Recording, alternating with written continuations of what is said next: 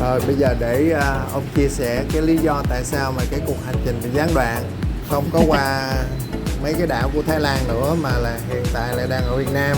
Thì như ông nói cuối cái video vừa rồi đó là ông vừa mới ra viện ở Việt Nam. Thì chuyện như vậy thì ông bắt đầu đau là lúc mà rời Nhật Bản qua đến Phi là bị đau ở vùng bẹn. Thì lúc mà lên internet coi á, thì người ta cứ nghĩ là cái đó là bị xương hành, có nghĩa là cơ thể đang chiến đấu với vi trùng nên nó bị sưng lên, thì khoảng 4 tuần sau hết thôi. Nên là ông cứ tiếp tục cuộc hành trình, nhưng mà đến lúc mà qua đến Thái Lan thì nó đau quá chịu không nổi, nó nhức lên nhiều, nhất là những ngày nào phải đi bộ nhiều đó. Thì mới hỏi một người bạn ở Việt Nam thì cổ mới nói là thôi bây giờ Sản đang ở Bangkok á, gần Việt Nam, tôi bay về để khám liền. Nên là tối hôm đó vừa book máy bay xong là sáng hôm sau là ông ba ra phi trường liền, hủy hết mấy cái, coi như mình bỏ mấy cái ngày ở Thái Lan luôn. Họ đâu có trả tiền lại. Xong về đến đây đó là đi khám, là coi như là ngày hôm trước ngày hôm sau là vô bệnh viện liền. Dạ, không có ngờ luôn mà. Là cái đó là đi 2 bệnh viện luôn đó. Đúng rồi, 2 bệnh Đi viện. 2 bệnh viện luôn. Xong rồi mổ, nằm viện vài ngày rồi xong rồi bây giờ ra thì chưa có 100% hẳn, nhưng mà là cũng đỡ đau nhiều lắm rồi. Bây giờ là chỉ có đau vết mổ thôi chứ không có đau cái vết thương kia nữa. Thì để chút nữa vô đến video ông sẽ chia sẻ cái cuộc hành trình qua 2 cái bệnh viện và lý do tại sao ông chọn cái bệnh viện thứ hai so với bệnh viện thứ nhất. Với lại mình sẽ so sánh coi những cái nào là bệnh viện ở Việt Nam tốt hơn, những cái nào là bệnh viện ở Mỹ tốt hơn. Đó, và cái kinh nghiệm qua 2 cái bệnh viện này. Đó thì ông chỉ muốn mở đầu vậy thôi, rồi bây giờ sẽ đi vô chi tiết nha. Vậy là mình phải di chuyển ở một nước mới, cái thành phố đầu tiên mình đến ở Việt Nam đó là thành phố Sài Gòn. Thì khi mà đến một nước mới là đương nhiên nó có những cái yêu cầu mới của cái nước đó. Thì đối với công dân Mỹ đó vô nước Việt Nam đó thì không có cần phải chích ngừa. Nhưng mà cái trớ trêu của cái nước này á, lại là cái nước đầu tiên mà ông bà phải làm visa. Trớ trêu bởi vì ông bà là sanh ra ở Việt Nam mà đi tất cả những nước kia thì không có cần visa, mà vô nước này cần visa. Tại vì ông đã tính sẽ đi du lịch nhiều năm liên tiếp, mà năm nào cũng sẽ ghé Việt Nam, nên ông bà làm luôn cái visa 5 năm mà có thể đi ra đi vô được nhiều lần để cho nó dễ dàng. Cái tiền bạc thì hơi khó hơn những nước kia nữa, họ chỉ cho mình mang vô hoặc là mang ra mỗi người được 5.000 đô thôi, hoặc là 15 triệu tiền của họ. Thì đương nhiên là 15 triệu thì ít hơn 5.000 đô nhiều, nên là muốn mang ra mang vô thì mình nên mang tiền của Mỹ. Rồi sau khi làm thủ tục hải quan xong á thì người bạn của bà đã làm hẹn sẵn bác sĩ ở bệnh viện Tư, nên là ông bà đi thẳng từ phi trường đi đến bệnh viện này để vô khám. Thì vô khám thì gặp ông bác sĩ đầu tiên.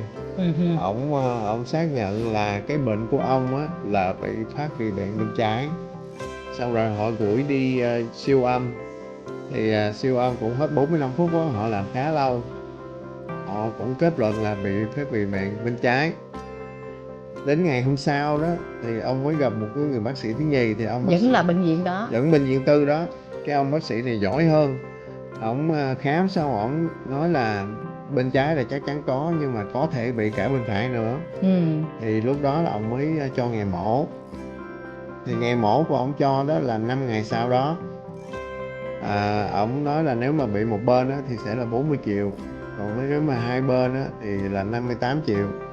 Nên bởi vì là phải chờ tới 5 ngày là lúc đó ông đau, nên là bạn của bà quyết định là đi thêm một bệnh viện nữa để coi họ có thể mổ sớm hơn không. Thì lúc đó mình chuyển từ bệnh viện Tư mình đi qua bệnh viện Công. Đó, qua cái bệnh viện Công á thì vừa mới rời cái bệnh viện Tư là cái ngày hôm trước, là tối hôm đó là cái cô này cô làm hẹn là sáng hôm sau là ông bác sĩ cho vô gặp liền. Thì lúc mà gặp bác sĩ á thì gặp nếu mà 6:30 sáng ha, gặp riêng phòng phòng riêng của bác sĩ.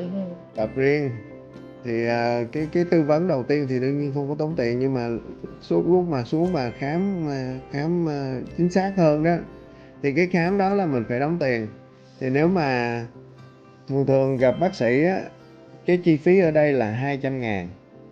Nhưng mà nếu mà đóng 200.000 á, là mình phải ngồi chờ để gặp. Đây nè, coi là bao nhiêu người ngồi đang chờ để gặp bác sĩ.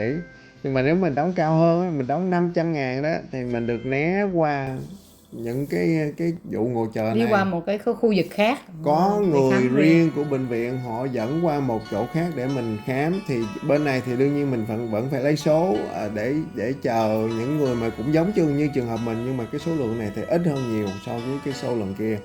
Nên là đương nhiên là ông bà chọn cái option này. Thì đi vô khám kỹ hơn á, thì ông bác sĩ này xác nhận là bị hai bên, nhưng mà để cho chắc ăn ổng vẫn gửi đi siêu âm. Thì giá tiền siêu âm họ chỉ làm có 5 phút thôi là họ kiếm ra được liền. Giá tiền siêu âm là 300.000. 5 phút sau là họ đã xác nhận được là bị hai bên. Nên là thấy cái siêu âm bên này rõ ràng là giỏi hơn siêu âm bên kia. Tại vì bệnh viện bên này thực sự là họ chuyên về cái thuyết bị ăn này. Tại vì họ thấy rất là nhiều ca này, nên là họ rất là rành. Đó là trong cùng ngày hôm đó là họ gửi ông đi là... Không, thì lúc đó bác sĩ mới quyết định là cho nhập viện lúc luôn. đó bác sĩ cho nhập viện luôn ngày hôm đó đó. Đó là chỉ trong vòng 1 ngày thôi đó. Thì họ mới gửi ông đi những cái test khác, giống như là chụp quang tuyến phổi chẳng hạn thì là 73.000, đo điện tim 40.000, thử máu và thử nước tiểu là 426.000, là làm hết những cái đó trong vòng 1 ngày. Xong rồi ngày hôm sau đó là họ đẩy ông vô mổ luôn. Thì khai mổ cũng khá thành công, nên là ông chỉ có phải nằm lại bệnh viện 2 đêm nữa sau khi mổ. Thì giá tiền phòng mới đầu là họ không có phòng, nên là không có phòng, ít người, nên là ông nằm chung với 8 người khác nè. Coi này, thấy ông nằm chung với 8 người khác, lúc đó là chưa mổ. Thì cái giá tiền phòng 9 người đó thì là mỗi người là 580.000. Nhưng mà đến lúc mổ xong á, thì kiếm được một cái phòng ít người hơn, phòng này chỉ có nằm chung với 2 người được thôi, thì giá tiền phòng này là 950.000 một ngày. Bệnh viện này họ chỉ có cao nhất là ít người nhất là phòng 2 người thôi, chứ không có phòng 1 người giống như bệnh viện tư bên kia.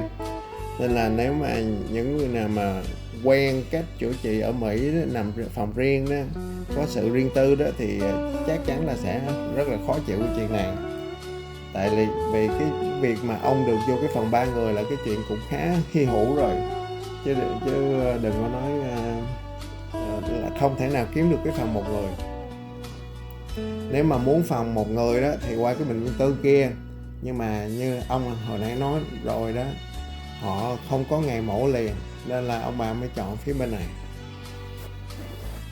Giờ để ông kể cho nghe ha, kể cho nghe những cái điều thú vị. Khi đến bệnh viện thì nó kêu anh đi đo tim ha. Thì nhưng mà là em không có được đi theo, người nhà ngồi ở lại, còn bệnh nhân thì nó kêu ra 5-6 người cái dẫn đi. Thì cái chuyện này là sẽ không có thấy ở Mỹ đâu nha. 5 người họ kêu vô một cái phòng, là 5 người lạ hoàn toàn không có biết nhau, họ kêu vô cái phòng ngồi chờ vậy đó. Xong rồi từng người một họ kêu vô đằng sau một cái tấm màn, thì sau cái tấm màn đó là thiết bị để họ đo điện tim, là bác sĩ ở trong đo, hỏi chuyện bệnh nhân sao là ngoài nghe hết trơn. Nhưng mà ý là một người bệnh nhân sau khi đo xong rồi đứng lên đi ra, rồi nó có thay ra giường ra 8 miếng nằm không, hay là cũng nằm trên miếng đó luôn? Cái chuyện đó thì không biết, theo anh nghĩ thì không, tại vì rất là lẹ. Một người vô đo đứng lên, vừa mới đứng lên đó, chưa có kịp gài áo lại là họ đã kêu người thứ nhì vô rồi, nên là anh không nghĩ họ thay ra giường đâu. Nhưng mà cái chính yếu là cái bệnh tình của mình là nói ra là những người ngồi ngoài là nghe hết, không có sự riêng tư, nên là họ làm việc thì rất là lẹ làng thiệt. Ở Mỹ là không có thể nào mơ ước là đi qua những cái quá trình làm việc lẹ làng như vậy. Tại vì để mà đi từ cái chuyện khám nghiệm với bác sĩ mà đi đến chuyện siêu âm không là cũng phải hết mấy tuần, chứ đừng có thể mấy tháng nữa. Tại vì bác sĩ của mình phải refer qua cái người bác sĩ kia, rồi mình mới được lấy hẹn để mình đi. Chứ còn ở đây là họ làm bụp từ cái khâu này qua khâu khác trong vòng 1 ngày thôi. Thì cái đó là ông rất là ngạc nhiên, mà giống như impressed đó, rất là có ấn tượng với chuyện làm việc của họ. Thì để đổi lại những cái cái đó thì mình phải chấp nhận những cái thứ mà Bất tiện. bất tiện khác, giống như là chuyện mất riêng tư này. Thì sau khi mà mổ thì ngày đầu tiên là ông ngủ miên man, tại vì còn thuốc nên không có ăn. Rồi ngày hôm sau thì đặt cháo trong bệnh viện, sáng chiều chiều thì có 20.000 một hộp để cho ông ăn. Còn bà thì đi thưởng thức ăn ở bên chợ vườn chuối kế bên. Mỗi ngày đi lấy quá chừng đồ ăn ngon về cho ông coi. Mà đồ ăn cũng rẻ em, mỗi món tính ra vậy là còn có 1-2 đồng của mình. Khoảng 2 đồng. Tổng cộng chi phí của cái cuộc mổ đó và 3 ngày nằm bệnh viện á, là chưa tới 24 triệu đồng Việt Nam, tức là chưa tới 900 đồng tiền Mỹ. Thì nếu mà ông bà có mua bảo hiểm du lịch nên là sẽ khai cái phần này và có thể hy vọng lấy lại được 650 đồng. Nhưng mà cho dù mà họ không có nhận đơn đi nữa thì cái tiền 900 đồng cho một cuộc mổ là rất là quá rẻ. Cái ca mổ thành công này là được chính phó trưởng khoa Nguyễn Phú Hữu thực hiện. Vị bác sĩ trẻ tuổi tài ba này đã từng được mời qua Philippines để chỉ dẫn cách mổ cho đội ngũ bác sĩ bên đó. Thực sự lúc ông bà chọn ông bác sĩ này là chưa biết thành tích của ông ta, chỉ có tin tưởng vào kinh nghiệm của ông và cách nói chuyện cởi mở thân thiện của ông. Thì ngoài giờ làm việc, ông cũng có giờ khám bệnh riêng ở phòng mạch của ông, như là cái bảng trên đây. Dạ rồi em cũng cảm ơn bác sĩ đã tận tâm và giúp đỡ để mổ cho ông Thả. Mọi sự rất là chu đáo và rất là tốt. Và cảm ơn một lần nữa, cảm ơn bác sĩ rất là nhiều. Thì đó là cái kinh nghiệm bệnh viện của ông. Thì tóm lại đó là bệnh viện Việt Nam hơn Mỹ một cái là họ làm rất là lẹ làng. Tức là không cần qua bác sĩ gia đình, chỉ cần tôi bệnh đó, tôi muốn đi khám đó là họ sẽ cho mình khám, đi đóng tiền khám thôi. Trong cùng một ngày là rụp qua các thủ tục, qua siêu âm gì này, chiếu phổi gì này kia là làm hết trong một ngày, là ngày hôm sau mổ liền. Cái phương tiện y tế của họ hoặc là những cái kinh nghiệm, những cái phòng ốc này kia là đương nhiên là thua xa Mỹ. Nên là nếu mà làm những người nào mà không thích những cái bất tiện nằm chung với người khác như vậy á, thì đương nhiên là nên về Mỹ làm. Và cái thứ nhì nữa là nếu mà làm những thủ tục phức tạp hơn á thì nên về Mỹ làm, tại vì cái phương tiện nó tốt hơn, y khoa nó tiến bộ hơn. Nhưng mà những cái đơn giản á nên làm Việt Nam, Rẻ mà nhanh. Rẻ nhanh. Đó, như vậy thôi. Vậy nha.